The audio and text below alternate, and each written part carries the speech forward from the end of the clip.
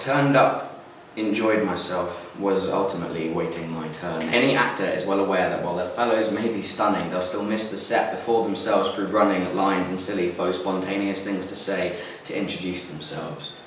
Then our omnipotent announcer tells me the time my turn is comes, but I don't go up. Instead, from our ranks, another is plucked, and then another, and this time we're informed that it will be our last. It seems I have been missed. This may all sound a little trite and contrived to the listener. I appreciate this problem is not one of utmost significance, but when you've waited, salivated, knowing it's your turn coming soon, and then it comes but doesn't come, it's like when you're blowing up a balloon and then you stop. Tantalizing, so close to release.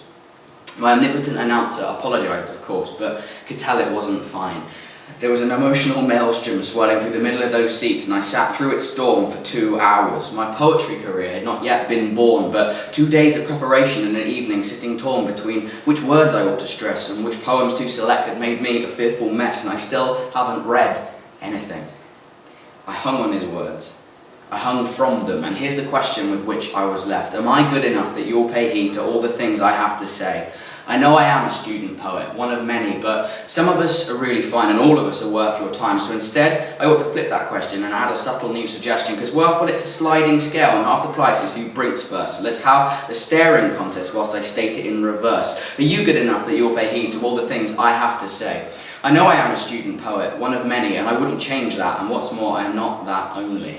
Point out another boy from Reading who spends his life forgetting the rules one really ought to remember, like the fact that he can't fly, whose lips stayed split through all September's drunken charms, and by October has settled into a new, old routine, made it boring so fast to seem more like the home he'd been dreaming of leaving since 2 years ago, with cigarette burns on his arms in a sporadic pattern like a QR code. Why don't you scan and see? Look, I am one as you are. The night has ended and my sense of injustice has roared like a lion and shrunk again, and now all I have is pad and pen. But I think I might have learned something, because poetry maybe is catharsis, and it doesn't matter who hears it or not, since it's taken me past this unpleasant but ultimately non-fatal event, and has done so before and will do so again. Because performance brings power with spoken word, sure, but the words themselves get written first, and to the writer, really, that's what should matter.